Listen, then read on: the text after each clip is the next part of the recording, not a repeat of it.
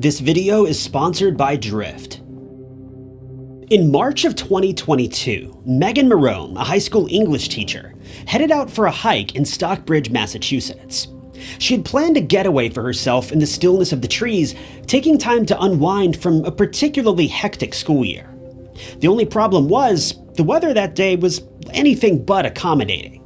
As storms were blowing in, freezing rain, wind, and snow beat down on the town of Stockbridge. Before long, Meghan disappeared, and her family doesn't believe she visited the park that day of her own free will. They believe she was kidnapped. None of Meghan's friends or family believe the official story from police, and the mountains of evidence suggest that Meghan may have been harassed, stalked, or worse.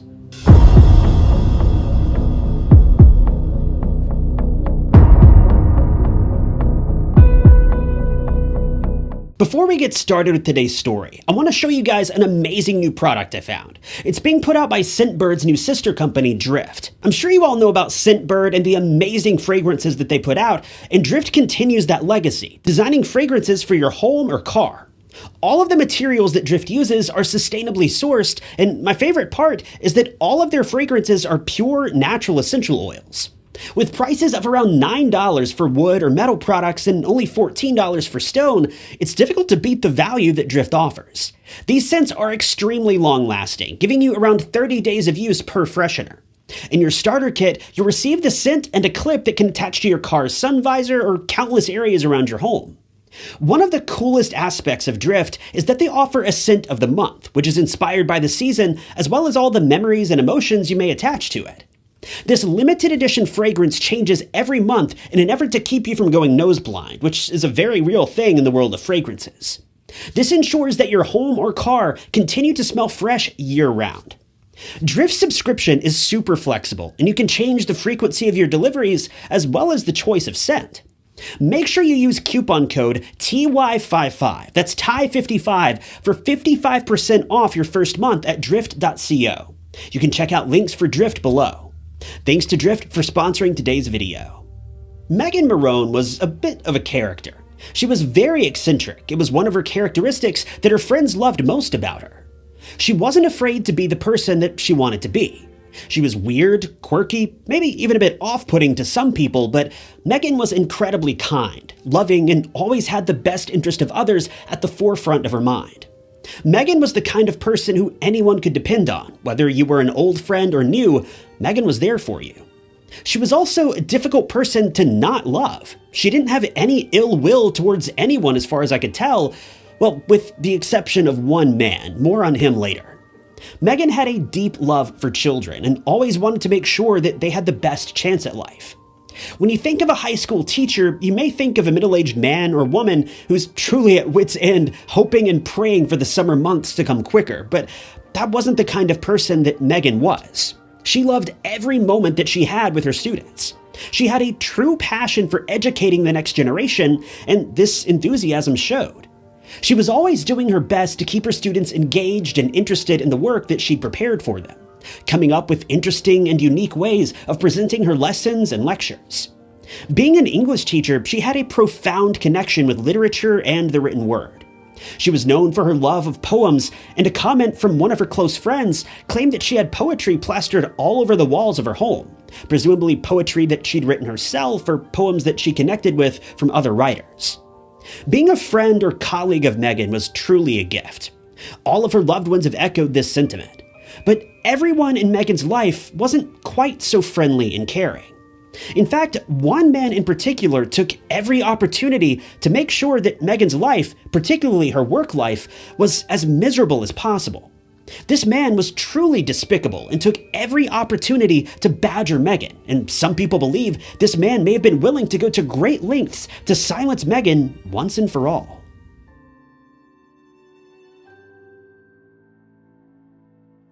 It's clear to see that Meghan was a very outgoing and passionate woman, but her unique way of life, combined with her usual personality, was a bit of an acquired taste for some of her peers.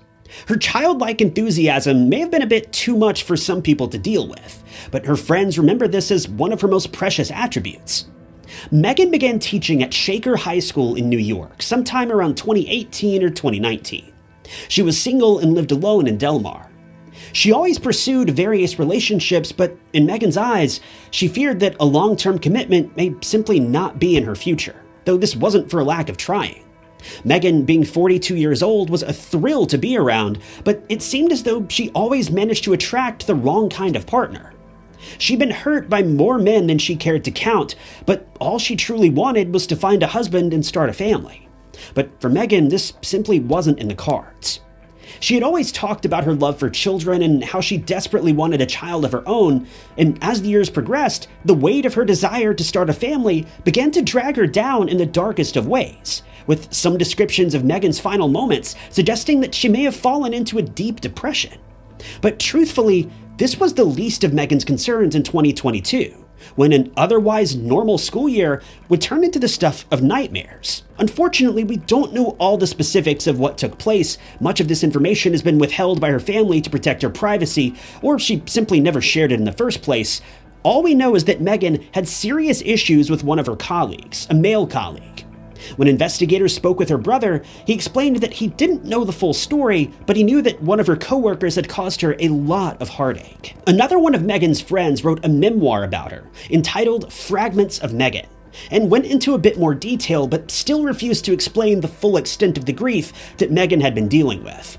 All I've been able to piece together is that Meghan had repeated run-ins with this man, and he seems to have caused her to fear for her life. According to a Daily Mail article, Meghan was reportedly being brutally harassed and intimidated, seemingly on a daily basis by this man. If I had to guess, the context of some of these claims seems to suggest that the man may have been romantically interested in her, but that's purely a guess. Whatever his deal was, Meghan wasn't into it, and she let him know this time and time again, but he just wasn't getting the message. As time passed by, his remarks and threats only grew worse. The situation grew to be so severe that the school board offered to let Meghan have the remainder of the year off, even going as far as offering to pay her during that time period. Meghan accepted this offer, and it appears as though she made plans to work for the school for the remainder of this year. Then she planned on leaving and returning back to her friends and family who lived in Washington. According to a friend, the school was wearing Meghan down like sandpaper, and she couldn't wait to get out of there. In the weeks leading up to the crime, Meghan's upbeat and quirky demeanor had taken a downturn. This once happy-go-lucky woman was now a fragment of her former self, with her friends saying that her emotions had become disjointed and something inside of her had broken. We don't know if the weight of her troubles at school had become more than she could carry, or if there was much more going on than anyone could have known about.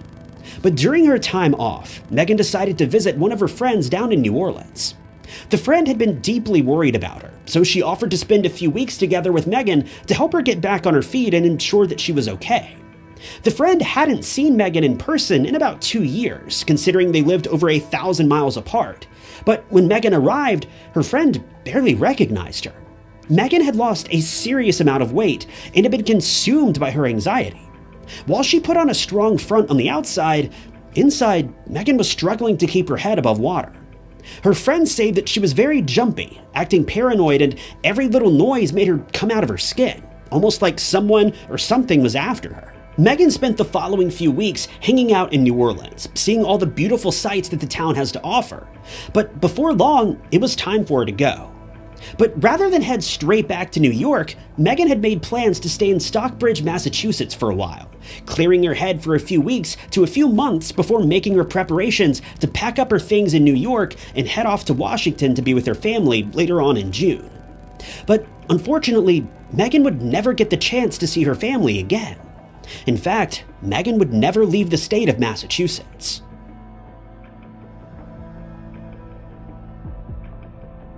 Meghan had been staying at the Red Lion Inn in Stockbridge. On the morning of Sunday, March 27th, she asked an employee at the inn for directions to Church Street nearby. The problem is that there were 2 streets with the same name within a few miles of one another. One of these streets was located in Lee, while the other was located in Stockbridge. The employee gave her instructions on how to get to Lee, but Meghan's friend believes that she intended to go to Church Street in Stockbridge, as it was next to a cemetery, a place that Meghan was known to frequent to connect with the spirits of those that had passed on. Meghan had the belief that she could communicate with the energy and spirits of those who were no longer with us. This led her to often make trips to cemeteries in her local area and in the towns that she visited, finding peace in the presence of the dearly departed. Meghan thanked the employee and headed off toward Church Street, but she was never seen again. By March 29th, 2 days later, Meghan's family had not heard from her. She hadn't been calling or checking in as she usually did. Her family grew concerned and filed a missing person report. That same day, her car was found parked at a trailhead on Church Street in Lee. It's been reported that not only was her car found parked at the trailhead, but her car was actually blocking the entrance to the trail, a very strange clue that investigators seem to have glossed over. When detectives began taking statements from the locals, they learned that Meghan's car had been left here since the 27th. Bad weather had torn through the area since Meghan's disappearance, and it's been reported that terrible rain, storms, high winds, and snow had blown in. All the while, Meghan's car was left there seemingly untouched. Police searched the vehicle and found that it had been left unlocked. Virtually everything that Meghan was known to have been carrying with her was gone. Her keys, laptop, phone, hotel key, wallet, and her favorite stuffed animal were all missing. This was when Meghan's friends knew that something was wrong, but it seems that police were still largely unconcerned. Investigators claimed that they had no reason to suspect foul play, but her family denied these claims. Still, detectives searched every square inch of the surrounding area for Meghan, but they came up empty-handed. They sent out search teams, drones, sniffer dogs, and even diving teams to search all the nearby bodies of water, but there was not a single trace of Meghan to be found. After her disappearance, locals, friends, and loved ones continued to search for her for several weeks. Missing person posters were put up all over town with a particular focus on the trailhead where she had disappeared. But this is where things get extremely interesting. Dozens of missing person posters were placed all throughout the trail where Meghan's car was found. But no sooner than the signs were hung up, they were all torn down. Everyone thought this was strange. After all, who would want to tear down so many missing person posters? Her loved ones returned all of the posters back to the posts and trees where they had been, only for them to all be torn down once again in a matter of days. We don't know who is responsible for hanging all of these flyers, but whoever it was, they were growing tired of the games. So they decided to install a trail camera to try to catch who was doing this. Well, that didn't work either. This time, not only were all of the posters torn down, but the trail camera was stolen, taking all of the footage along with it. But it was around this same time that detectives got their first and only breakthrough in her case. Meghan had been found.